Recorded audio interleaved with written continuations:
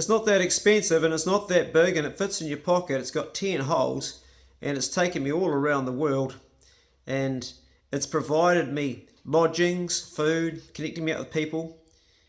10 holes that you blow and 10 you suck. It's the harmonica.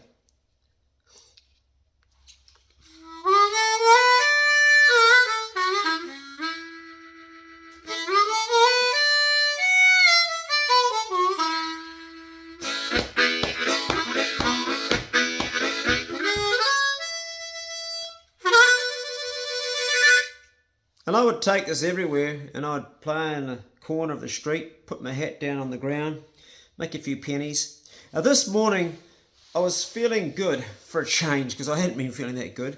I just reunited this young boy with his family, Turkish family, a Turkish boy, and he had this sad look on his face when we first met him.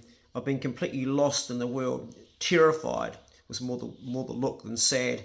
And this feeling of despair when we met him, of trying to find his mum and dad. And when we finally reunited him, me and this other German woman, we went into this place where we reunited with his parents, and they were overwhelmed with joy. And as a thank you, they bought me some souvlaki from their friends that owned the shop. And I can remember biting into this souvlaki. The first time I'd ever had it. And there was this taste of hummus and garlic and tomato ketchup or something, and chopped up cabbage, and all the smells of the shop were smells that I'd never smelt in New Zealand shop before. Being a Kiwi over there in this country, there was all these different ethnic groups in Frankfurt, and this was just one of the places I was going to find out about different foods and different people. After I bid them farewell and started on my way, I made my way down the Straße, and across the road I noticed this woman sort of looking at me. She walked towards me. She had jet black hair like Cleopatra and brown eyes. She was quite beautiful. I looked at her. We would have been the same age, about 27. And she shouts out, Musiker! That means musician in German. I said, yeah. She goes, singst du? I said, I don't understand. I don't have much German. She goes, singst du? And I said, singst du? I don't understand. She says, do you sing? I said, yeah, a little bit. She goes, ah. And she didn't know what to say, and I couldn't speak to her, and we looked at each other, and it was like a little bit, we got closer and closer, and this fucking language barrier. She was beautiful, and I just blurted out, hey, you're beautiful. And she goes, oh, danke. And then we're looking at each other, and then she goes, tschüss. And I'm like, bye. And she carries on, and that was a moment. Sometimes you're just meant to see people for a short moment in your life, and sometimes they're meant to be there longer. I felt she was meant to be there longer, but I wasn't actually doing anything to make that happen at that time. Carried on my way. I was making my way to the Frankfurt Youth Hostel, at least trying to see if I could score a shower there and wash some clothes, because I didn't have enough money to stay there. I had more money in New Zealand that I could have got wide over. But I've always done this my whole life with stuff, and I still do it today. I like to challenge myself. And the challenge of this trip was to go with my harmonica and a guitar and see what I could do to survive, how I could get through and get by. And so far it wasn't panning out that good. The previous night I slept in this place that was in the pillar of a bridge with this guy I met, Fat Al, and a German woman that I'd also just met. Was busking the day before, and I was sort of finding my way. The only possessions I had was a Swiss Army knife, a telescopic rod, a guitar, a harmonica. What else did I have? Not much. Some dirty underwear, some dirty socks, a lot of dirty clothes because I've been on the road for a long time. A few Deutschmark. Not much at all. I had a sleeping bag which I used to take everywhere. And I was making my way, going to go to this youth hostel, and thinking about, I'm going to get a shower. It was the Frankfurt Herberge. That's German for youth hostel, Herberge. One of the names I learned. Now back in these days we didn't have smartphones, and I've got this map I've folded out and it's all creased, and I'm trying to read the words Rosenstraße, Eckstraße, and which is north and which is south, and looking around and asking people, excuse me, can you tell me where this street is? And they would try and explain to me in their half-broken English, and I would try to pretend I could speak German. To start off with, I would just speak slowly to them and go yeah at the end of everything, but I didn't really speak German at all. In fact, I had a few words. Thank you, danke, please, bitte. That was really it. And I said to this person as they were coming towards me, excuse me, could you? And he just completely wiped me away. He didn't even want to show me anything, just completely rude. Nein, and carried on walking. And that often happened. People didn't really want to engage. And not like here in New Zealand where most people are a lot more friendly, but that was just a cultural thing that I would learn to sort of accept after a while and see as the norm. I made it to the Frankfurt Youth Hostel, and I got up and I was 12 Deutschmark and a half, 12 and a half, it was 12 Deutschmarks and 50 Pfennigs, that's like 50 cents. Now they have euro, but that's what it was back there in 1991. I was 12 and a half short of being able to pay for a night, and I knew I'd have to go out and busk. And the lady said, "Nein, she said, that's not enough." Okay, great. In the foyer, there was a guy playing some music with some people listening. He had ringlets of black hair and a big hooked nose and a really cool face, and he was full of really positive energy. His name was Stuart Antilles. He was from Chicago. Really cool guy. And him and I, we would go on a massive journey that would go on for many years, and this was the beginning of something, but this wasn't to be right now. I just noted him in the corner. He smiled at me, and I smiled at him. And I made my way past him and all the people that were having fun with him to the bathrooms, where I got into a shower. You had to put a Deutschmark in, and I went in there. The only thing I left out of the shower was my jeans. Now, I've been living in these jeans so long that the oil of my body had made them look like leather. They were shiny on the outside. That's how grubby I was. I took all my underwear, all my socks, and I threw them in the bottom of the shower, and I found someone else's soap because I didn't have any, and I washed myself all over, and then I stood on my clothes, my feet while I was washing myself, giving them sort of a pummel as well. And then I picked them up and I rubbed them together and washed them all. I washed all the clothes, rinsed it out, and I hung it on a big heater that was going outside the bathroom. It was a big bathroom with multiple showers and cubicles, and these heaters were really hot. It was a big radiator. It was winter time in Germany, so that's how I was drying my clothes. I left it all strung out on the heater, and every so often I'd come out and turn it over. I went back into the foyer, and they had a coffee machine, and I bought myself a coffee, and I sat back drinking and watching these people. It was Stuart, there was another guy called Dan, and another guy called Mush. Mush came from, where was it? He was Welsh. He was Welsh, and he was short, and he was dangerous. Dan was American, and he could rap really wickedly. He had this beat going on. Boy, and he had this song, "Fuck the police coming in from the underground. Young nigga got it back 'cause he's brown." And all these words I'd never heard before. Crazy, man. I didn't even know anything about rap. This guy taught me so much. But that was something that would happen later. Still, I hadn't yet got to meet these people truly because I wasn't staying at the hostel, but I would. I sat there for the best part of the afternoon, kept on going up to the radiator and turning my clothes over, back and forward, over again. I wanted to get back in town to play some music, to make some money. That was the goal. It wasn't looking like it was going to be very good. It was taking ages for my clothes to dry. It was the only way I could dry it in the wintertime. Eventually, after about 4 hours, everything was pretty dry. I stuck it all back I wrapped it up in my only towel that I had, wrapped it up in the towel and back into my rucksack, my blue rucksack, my Macpac rucksack, which I still have today, all these years later. I bought that when I was 16. They used to make stuff good. It's made out of canvas, you know, it still lasts, still got it. Anyway, down the street I go and play some music. And I go to a place, it's a little corner there, and I start doing my thing on the harmonica. I do have a guitar, but I'm not playing the guitar, I'm just doing the harmonica because it's just easier to do. Well, mama don't want no guitar play around here. Well, mama don't want no guitar play around here. Well, I don't care what mama don't say, I play without a guitar right through the day. Mama don't want no guitar play around.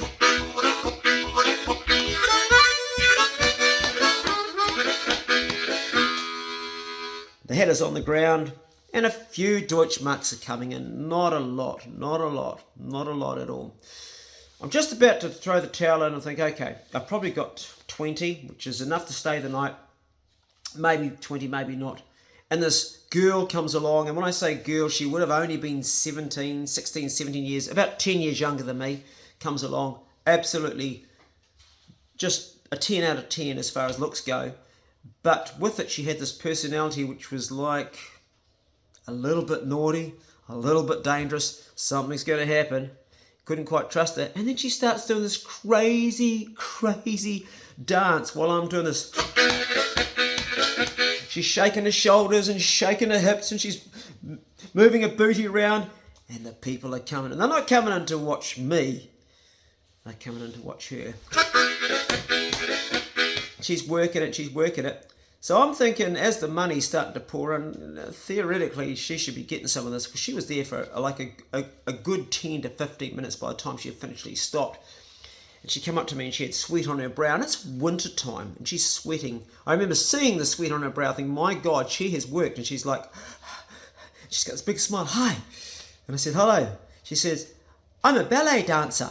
And I said, you're English? She said, yes, I come from London. And I said, well, that's bloody good. I'm from New Zealand. Hey, wicked dancing. I feel like I should be giving you some of my tips. She goes, oh, absolutely not. I wouldn't think of it. I said, well, you brought in a lot of that money. Oh, absolutely not. It was an absolute delight to dance to your music. She goes, hi, I'm Bina. I said, nice to meet you, Bina. I introduced myself to her. And she goes, I really like your music. Do you sell it? And I said, no, I don't sell it. I just play it. And I don't record. I'm not a recording artist. I'm pretty much a street musician, playing in clubs and pubs, and right now I don't even play in them, I'm just on the street. She goes, oh, it's awfully nice, I love it. And I said, well, your dancing was great, mate, and you're welcome any time. She said, well, I've got to go, cheerio, and that was it. Bang, she was gone. There and gone, just like that there. And I was thinking to myself, if I had someone like that all the time, if I had a girlfriend that was like my age and did that, we could be a duo, and that would bring in the dollars. But then I would be stuck with that one girl, and at this stage in my life I really wanted to be single, but the thought went through my head. I made my way back towards the hostel, and I thought, before I go back to the hostel, I'm going to go and see Fat Al. And that's exactly what I did. Well, that was my intention. So I packed everything up, made my way along the riverbank, and I was watching these ducks in the river, and these people were feeding them, and the ducks were getting really close. Now it's getting later in the evening, it's like almost dark, about 5 o'clock, it's winter so it gets dark early. And I thought, I reckon Al would like some duck, and I reckon I could catch one of those ducks. I go over to a rubbish tin and look in the rubbish tin and fossick around, and here's half a pizza. That's all I could find. I was actually looking for some bread, but half a pizza, that'll do. Something I'd done in my days of surviving under the Motueka Bridge. I used to use traps and things, and the ducks weren't that friendly as they are here, but I used to always use some form of bait for my traps, and I thought, I reckon if I feed these ducks I could just about grab one. And that's exactly what happened. I went up on this park bench, just sat there, wait till this family had been feeding the ducks, had disappeared, and there's ducks everywhere. Looking around, making sure no one's around, tried a bit of pizza out. An old lady goes past me and smiles all delightful at me. Hello. She's looking at the ducks all sweet, and I thought, only if she knew what was on my mind. And I was feeding them out, and there's this one duck that comes up really close, but it's not the biggest one. I want to get this, there's this big fat one waddling around. It's a drake, and that's the one I want to get. And they're just about eating out of my hand, and this big fat one finally does a move. I thought, will I go for the head? No, I'll go for the foot, and that's exactly what I went for. My hand was like this, that fast, really quick. I've always prided myself in being able to move my hands really fast. We used to play a game, and it was the matchbox game. You hold a matchbox in your hand, and you've got to grab it before the person shuts their hand. If you grab it before he shuts your hand, you win, and whatever you choose to win, that might be. I never used to lose that game, and it was the same as that duck. I was watching it, next minute, bang, and I had it. Now I've got this duck, and I've put my lean forward on the bench, look around, no one's seen me. I've got 2 legs, and if you're going to kill a duck this way, you always hold 2 legs, not one, otherwise you'll break the leg. And I had the 2 legs, lean forward, put my foot on its neck, and just lift, stand up and break the neck. It's very quick, it's humane, the duck's dead. And now I've got this duck, and instead of doing the death throws, I go down to the river mouth and I start plucking it straight away while it's still warm, all the feathers off it. Nobody's seen me, thank God. I'm plucking the hell out of it as quick as I can. Finally got most of it plucked, and I didn't bother with the wings, I just cut them off because there's not much meat in the wings. Got it all plucked. I get my Swiss Army knife out, drop the guts out, cut the anus out, take the necks off now, and drop the guts out, and I've got this duck, and it's a nice little duck. And I thought, this is what I'm going to bring over to my mate Al's place. It's now about 5:30, maybe 6 o'clock at night. I go to Al's place, knock on the corrugated. He's got a corrugated piece of plastic for his door. Knock on that. You home, Al? You home, bro? No one's answering. And then he comes up behind me. Hey man, how's it going? He's just come back from a day doing his hustle in the train station. He hustles people. He's got this thing he does with these cups and this ball. He's really, really good at it. I said, bro, I bought you some duck. He goes, holy fuck, man, where'd you get that from? I said, well, you got heaps of them on the river. He goes, you shit me, man, you shit me. I said, yeah, no, easy. I said, you should get some duck. There's heaps of ducks. There's no shortage of ducks. Just a bit of bread, bro. How the hell am I going to do that? I said, just grab them. He goes, you're unreal, man. I said, no, it's simple. Anybody can do it. He says, how am I going to cook this thing? I said, well, it's a whole duck. How would you normally cook a duck? He goes, well, come inside. So we go inside, and he's got this, it's not a camp oven, it's what you'd probably do, maybe a small casserole in. I get my knife out, cut down the brisket, and I cut this duck in half, and then I cut it into quarters. We put some olive oil, and we pile it all inside this tiny little pot thing. It's sort of like a small casserole. Put some onion on, that's all he had, he didn't have anything else there, and we just stick it with a burner underneath. I said, that is going to have to burn for 5 or 6 hours, low temp. That ain't going to be ready till tomorrow. You're just going to let it burn all night real slow. That's the only way you're going to cook this duck. Otherwise it's going to be chewy as hell if we do it hot and fast, believe me. And I know because I cooked a lot of duck. There's 2 ways you can do it. The other way is you put it into an oven, a proper oven, and you keep it like full heat to begin with, to sear the outside, like full heat for about 10 minutes, and then you have it done slow for about an hour and a half. But a wild duck like this, and I cooked a lot of them, you got to cook it real slow for a long time, bro. And that's exactly what he did with it. So we're sitting there, and I said, I'm going to go back to the hostel tonight. But as it turned out, I didn't. He laid a big Bob Marley on me. I played some harmonica. We sat and talked to the early hours. That duck cooked, and it was supposed to be to eat the next day. By 1:30, 2 o'clock in the morning, it was cooked, and we had the munchies because we were spliffing away there, and that duck got completely eaten. It was completely gone, and the whole idea of having it the next day was out the window. We couldn't. Yeah, that's how that duck ended up. The next morning, I woke up to Al snoring. It sounded something pretty close to that. Dribble coming out of his mouth. I just looked around, and I thought, geez, I didn't feel that flash. He woke up eventually and made me a cup of coffee that tasted like a cup of hot mud. Sitting there drinking the coffee, and we got talking. I said, you got any food, bro? He said, yeah, I got some bread and I got some sardines. They got tomato with them. I said, okay. I cut the bread up. He had this blunt knife, and the bread was stale. Sardines were all right. We had that for breakfast with coffee. And he said to me, what are you doing, or where are you going? I said, well, I'm actually on my way in transit to America, but I don't have my ticket yet. I've got the money for it in New Zealand. My mum's going to wire it over to me. I've got to sort that out still. And that's my goal today, is to get that done. And then I'm going to go to the youth hostel. And I'm probably going to hang around for a week or 2 and then leave Germany. But I want to get to America. He goes, why do you want to go to America, man? I couldn't get away from the place fast enough. They're all assholes over there. And I said, yeah, I want to go for the music. New Orleans, the blues. Houston, Texas, the blues. Kansas City, all of those places, I've heard them in songs. Mississippi. I just think it's something I've got to do as a musician, because I love the blues. He goes, I don't know, man. It's pretty good here for a musician in Germany, you know. It's pretty damn good, pretty sweet. I said, well, so far I haven't made a huge amount, but it's been more than I make in New Zealand, so maybe you're right. But I am going to get my ticket sorted today. I need to go to a phone booth and ring my mum to wire the money through. I need to go to the travel agent and organise it. And I think I might need to do some other stuff too, like get a visa or something. He said, man, you're definitely going to need a visa. That's what I did that morning. I said him goodbye again and said, I'll catch up with you.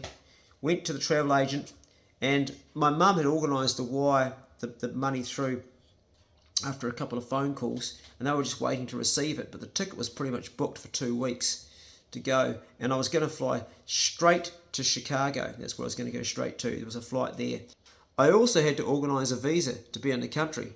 So I made my way to the embassy. As I was making my way to the US embassy, I run into Mush, the guy that I'd seen in the youth hostel, who was from Wales. He talked like a Jamaican. When he didn't have a normal Welsh accent, but he was Welsh. I said, hey Mush, hey, it's me. He looked over, he goes, yeah man. I said, what you up to? He goes, just chilling. And I said, oh yeah? I said, I'm going down to the American embassy to organise a permit, a visa, so I can travel over there. He goes, yeah man. And he goes, you want a spliff? And I went, yeah. So I went on over, and he had a spliff. was about that long. He built it. It looked like a big Cheech and Chong. I don't know what was in it. It didn't taste like your regular. It tasted like maybe some hash or something had been put in there. It was quite sweet. Had a couple of tokes on that thing, and I just suddenly regretted it straight away. I felt like really like tired and whacked and paranoid, and I kept on thinking somebody was beside me all the time. And then I looked around for Mush, and he wasn't there, and I couldn't find him. And then there he was again, and then I kept on thinking there was a third person with us, but there was no third person, and I was really spun out. And I said, man, I got to go. Yeah, whatever, man. I said, I'll see you later. He goes, see ya. So I make my way to this embassy, and I get outside, and I'm all paranoid. There's a black guy outside. He's got a gun. He's like a military guard. He's outside. He's got a gun. It's like, holy shit. I just said, hey, I'm just going here to check out if I can get a visa. He just looks at me. He says, yes, sir. So I go inside and get in there, and there's a black woman at the desk. And she goes, can I help you, sir? And I said, yeah, I'm here to get a visa. I'm from New Zealand. I want to travel to America. She says, passport. And I said, yep. And I had my passport. She looked at it. She gave it back to me and said, yes, you can get a visa here. She gave me some papers to go and fill out. I went and filled them out. And I went back to her. And when I got back, I gave her the papers. And she goes, passport again, please. And I went to get my passport, and it's like, it's gone. I looked everywhere. I had this bag I used to carry. It was a little bum bag, and it wasn't in there. I said, I've lost it. I had it over here, and on table and chairs, it wasn't over there. How could I lose it from there to there? She says, I don't know. I'm looking for ages. I just can't find it. It's like, it's not in my clothes. It's not where I was sitting. Had I gone somewhere else? It's bizarre. It just wrecked my head. I spent an hour trying to find it. I couldn't find it. I had to leave. I went back to the youth hostel. I had the money and I stayed the night. And in the morning, I phoned the consul or the US place just for the off chance that maybe it had turned up there, and it had. I got the same woman, and she says, yeah, it's here. We got it. So I went back, and she said to me it was in the doorway. How the hell had gone the doorway from when I come in and done the papers? I don't even remember going to the doorway, but I was stoned, so what would I know? And she said, sir, I really strongly don't think you should be going to America. You come in here and you lose your passport here. What are you going to be like in the big city in America? And I was like, yeah, I'm not sure about it either, but I'm going to go there. So she says, well, we'll process this now. She needed the passport, and she did some stuff, and she said, you'll hear in a couple of days. So I gave her the address of where I was staying at the Frankfurt Youth Hostel and my name. Went back out. When I got back to the hostel, Stuart was there, and Mush was back there, and also this guy Dan. But also there was this girl that I recognised from somewhere, with the Cleopatra hair and the brown eyes, and the shiny black jacket. And I went up to her and said, I know you. She looked at me and she goes, yeah? And I said, yeah, I'm the musician. You saw me across the street. We said g'day one time. She goes, es tut mir leid, ich habe keine Ahnung. She said, I'm sorry, I have no idea. I said, we talked, remember? She goes, yeah. And then she looked at me and she goes, good. And she goes. She's like, she's gone again. It's like, oh shit, that's twice now. Weird. That night, Stuart had a gig at Sachsenhausen, that's in Frankfurt, at the Irish pub there. There's this Irish pub, and he had this show that he was playing, and he was electric on stage. First time I'd seen him, and that girl was there, and I bought her a drink. Her name was Leonie. And then a friend of Stuart's, an Irish guy, Martin, he got up and he sung, and he was great. He did a song, and then I did one song too on the harmonica. And it was the first time I'd ever seen Stuart play, and I played in a pub the first time. I was only just doing it for one-off song, but it was going to open some doors for me. And this woman was down in front, Leonie. Anyway, we went outside and had a drink, and I gave her a cigarette, and we talked, and one thing led to another. I ended up back at her apartment. And she had this like really messy apartment, about 5 stories up on this block. And when I say messy, it wasn't dirty messy. She just had art and stuff everywhere. Maybe it was organised mess, but she had so much stuff hanging up in colours and paintings and sculptures and all this art everywhere in this bed. The bed was made and the dishes were done, so it was kind of organised mess. And we spent most of the night together, and I left early, like probably early in the morning, about 3 or 4 I got away. It was still dark because she had a job she had to do, and I don't remember what that was, but I had to leave and she had to get me out. She wanted to lock me out. So I went back through the streets And as I was going back, I went past Al's place by the bridge there, and I could see the light flickering up the top window, a very, very faint light. And I went up there and I knocked on it, and there was people, and they hadn't been to bed, they'd been up all night, and they were all sitting around having a party and talking. And he was telling them the story, he told them the story about the duck, and they like all met me and that there, and everybody was like so on a different level to me. I was in this room, and there was like, they were all so out of it, and I'd just been with this girl, I'd been drinking a bit, but nothing. And I sat there and I suddenly thought, I don't really belong here. I don't feel I felt uncomfortable. I didn't really feel like these were my people. It was like they were different people, and it felt like a different energy, and I felt like an alien. I didn't belong there. Al was cool, but these people all felt like they were against me, and I hadn't smoked anything. I wasn't being paranoid. It was just a gut feeling I had. And I said to Al, hey bro, I'm going to get going. So I made my way in the darkness after being there for about an hour, which was an uncomfortable hour, back to the youth hostel, where I had some stuff stored. And I connected up again that day later on with Stuart, and we talked more about doing music. And he said, bro, there's a lot happening around here. I've got to find out more about this place. And I said, well, I'm leaving, man. I'm going to America. And he was from Chicago. And he goes, well, man, this is a pretty good place for a musician. I said, yeah, but I've always wanted to go to America. But now I've met this girl, Leonie, I was having second thoughts about it.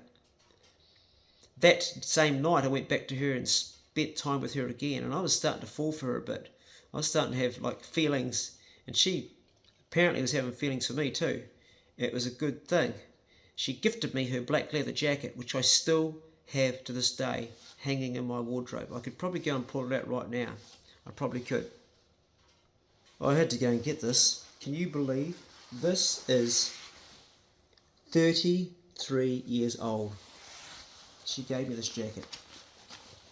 Can you believe that?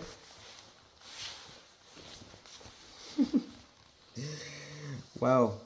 New York, it says in there. And it's got London, Paris, Milan, God knows, fashion, where it was made. Unbelievable. Still got it. Wow. That's a blast from the past. I had to go and get that just for the story. So this was really, really cool, and I made up this song. But I'll give you the song a little bit later. This is where things get bad. The following night, we'd been down the pub playing and that, and it was quite late, and we'd gone out again. The pub life was part of our life, you know. We played music, we drank there, we made our money there. I busked in the daytime, and the professionals played in the pub. I didn't have a job in the pub yet, but that would come. We had a good night, and I lost Leonie along the way somewhere. You know, you're with somebody and you lose them along the way, and I just didn't know where she was and couldn't find her. And I got a bit drunk, and eventually about midnight I thought I'll go back to her apartment. Now, you get locked out of the youth hostel at a certain hour, and it was past that hour. I think it was 10 o'clock. So it was a bit of a gamble, because I'd either end up on the street through the night. And I went, and normally I would take the elevator because I'm a lazy bastard. Or I was back then. Today I take the stairs because I'm an old man trying to keep fit. But back in those days I was a lazy bastard that took drugs and was lazy, and I would take the elevator. But this time I went to use it, and somebody was in the elevator. And it wasn't going anywhere, but it was like stuck on the first floor, and I waited and waited, and it wasn't coming up, and you got the lights, and it was on the first floor, and I was on the ground floor, and then it was second, and it was going back and forth. I thought, oh, stuff it, I'll take the stairs. So I jogged on up the stairs. I get up to, she's on the 5th floor. I get up, and the lift is just about opposite her apartment, just one door over. And I get up there, and just as I'm about to knock on her door, the elevator opens behind me. I turn around, and here's Martin, the other musician, and Leonie in the lift. He's got his trousers half down. She's got her little pleated miniskirt hitched up and her black stockings down. And he looks at me, and he's like, what the fuck are you doing here, man? And she looks at me, and she goes, oh, fuck. And I'm like, Leonie, what are you doing? And Martin says, what do you mean we were fucking doing, man? We're fucking, stop looking at us. So what the fuck are you doing here? I said, well, I'm with her. He goes, fuck off, you're with her, man. She's my girlfriend. And I said, she's my girlfriend. And he goes, fuck off, man. And I said, she's my girlfriend. And he goes, fuck off, man. And she's like, oh, fuck. And I'm like, Leonie, tell him I'm your boyfriend. She goes, you're not my boyfriend. And I said, we sleep together. And she says, you're not my boyfriend. And I said, remember the time that you told me to tie you up? And I said, I'm not going to tie you up. And you said, what? And Martin's going, fuck, what's that shite? And I said, yeah. I said, you said tie me up, so I tied you up and your fingers swelled up like sausages because you wanted me to do it so tight. And I said, I can't do this because you were into that mad shit. And Martin's like, fuck, you have fucking been with her, man. And I said, she gets you to tie her up too? He goes, fuck, she did, man. And I said, see? And he like looked at her and he goes, fuck you to her. And I said, mate, we've both been had. So we went back down to the pub, which was still open, because it opened till like 3 in the morning. Those Irish pubs are open all bloody night because the Irish aren't scared of a hangover. We went back, we sat down, and we started drinking and talking about it. Now, what I haven't told you guys is, in the meantime, I had cancelled my ticket to go to America. I'd bought it, and a few days had gone by, and I thought, I'm in love with this woman. So I'd gone and cancelled it, and I'd got my money back. I lost $100 for the refund. And I made this song up, and it goes like this. Living down in Frankfurt, Maine, I cancelled my aeroplane, so with you I could stay. Now let's all have a happy day. Let's all have a happy day. Let's all have a happy day. Times may get hard and we may have trouble, but you never would have known if I'd gone back home. Okay. That song, later on, I played that in the pubs and the clubs everywhere. It was one of my original songs that I played about Leonie and living in Frankfurt, Maine. So that was the end of Leonie. My heart was broken, but it began something really frigging awesome. You know, every dark cloud has a silver lining. And the silver lining of this dark cloud of having my heart broken and being done over by this girl was I wasn't flying to America, and awesome things were about to unfold in Germany. And those awesome things will be in my next video. Catch you then. Go steady. And if you know a brother that's struggling, share the video with him for a like or some interest. Hope this has cheered your day up. See you later.